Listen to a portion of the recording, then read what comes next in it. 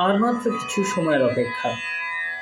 বর্ষ বিদায়ের সঙ্গে সঙ্গে শুরু হবে ইংরাজি নতুন বছর। মাঝরাতে নতুনকে স্বাগত জানাতে চারিদিকে চলছে শেষ মুহূর্তের প্রস্তুতি। আমাদের কাছে এ এক অন্য অনুভূতি। ১ জানুয়ারি দিনটি গৃহী ভক্তদের কাছে কল্পতরু দিবস হলেও শুধু শ্রীরামকৃষ্ণ বিবেকানন্দ ভাবানুরাগী নন, আনন্দে উৎসবে মেতে ওঠেন বাঙালি থেকে অবাঙালি সকলেই। কিন্তু কল্পতরু কি? ১ জানুয়ারি কেনই বা কল্পতরু দিবস রূপে পালিত হয়?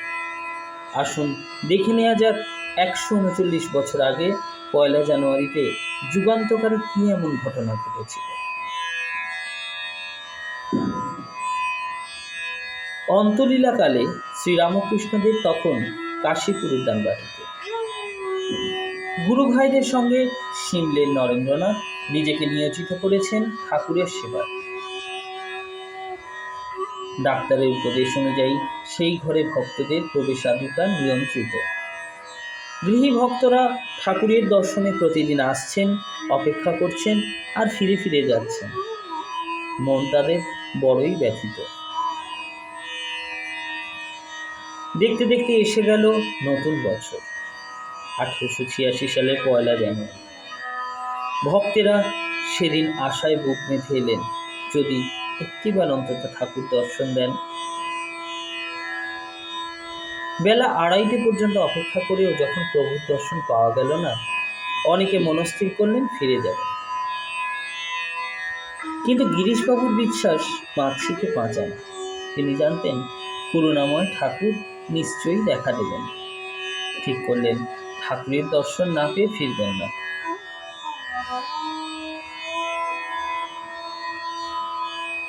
বেলা ৩টা বাজল।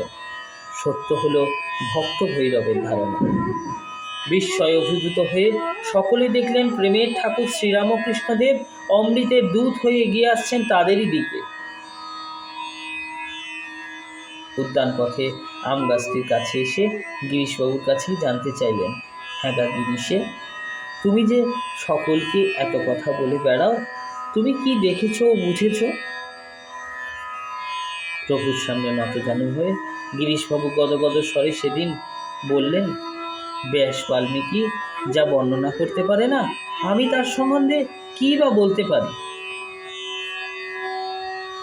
ভক্ত ভৈরবের শরণাগতি দেখে কৃপা সিন্ধু ঠাকুরের মহাভাবের উদয় হল।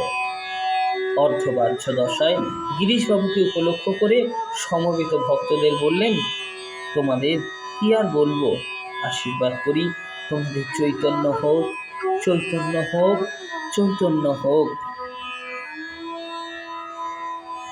তার পবিত্র পরশে ধন্য হলেন গৃহী ভক্তরা।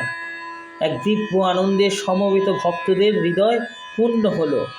রামবাবু বললেন, ঠাকুর কল্পতরু হয়েছেন, যার যা চাইবার এই বেলা চেয়ে নাও। বৈকুণ্ঠবাবু চিৎকার করে সবাইকে ডাকতে লাগলেন। কিন্তু ভক্ত ভৈরবের ভাব ছিল স্বতন্ত্র।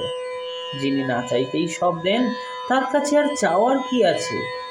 অতঃপর জয় রামকৃষ্ণ, জয় রামকৃষ্ণ, জয় রামকৃষ্ণ ধ্বনিতে মুখরিত হয়ে উঠল উদ্যানবাটির আকাশ বাতাস। এদিকে নরেন্দ্রনাথ সহ ত্যাগী সন্তানরা কল্পতরু বিষয়টি মানতে চাইলেন না। তাদের মতে কল্পতরু হলো কাল্পনিক স্বর্গীয় বৃক্ষ, তার কাছে যা চাইবে তাই পাবে। কিন্তু আমাদের ঠাকুর তো কাল্পনিক নন, সশরীরে বিদ্যমান। কখনো তিনি কল্পনার আশ্রয় নেননি, আগ্রহীও নন স্বর্গীয় বিষয়ে।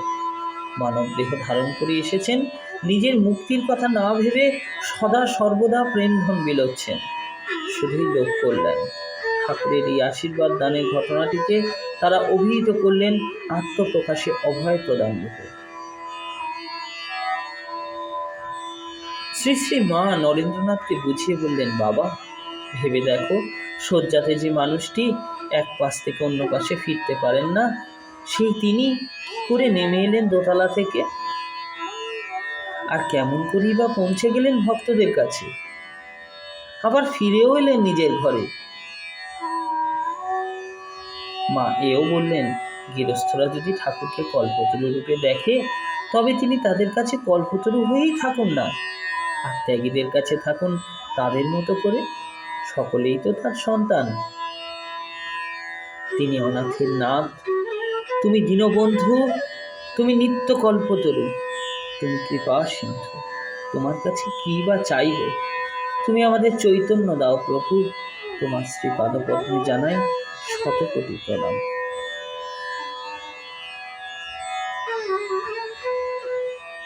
শ্রী শ্রী রামকৃষ্ণ বলতেন, যা হয় সবই মায়ের ইচ্ছাতে হয়। এই 1 বছরে যা পেয়েছি, যা পাইনি, যে সুখ এসেছে, যে দুঃখ নীরবে স্পর্শ করে গেছে, সবই মায়ের কৃপা বলেই গ্রহণ করতে শিখেছি। মা সারদা দেবী আমাদের শিখিয়েছেন, অভিযোগ নয়, ক্ষমাই আসল সাধনা। তাই এই বছরের শেষে দাঁড়িয়ে আমরা কারোর প্রতি অভিযোগ রাখি না, নিজের মনকেও কঠোর করি না। ভুল হলে ক্ষমা চাই, কষ্ট পেলে ক্ষমা করি। এইটুকুই তো ভক্তির শুরু। এই বছর হয়তো আমাদের প্রার্থনা পূর্ণ হয়নি, কিন্তু বিশ্বাস একটু গভীর হয়েছে, চাওয়া কমেছে, সমর্পণ বেড়েছে। এটাই তো মায়ের কাজ। বর্ষের শেষে ঠাকুরের চরণে এই একটাই প্রার্থনা, মা সুখে দুঃখে তোমার পায়ে রাখো।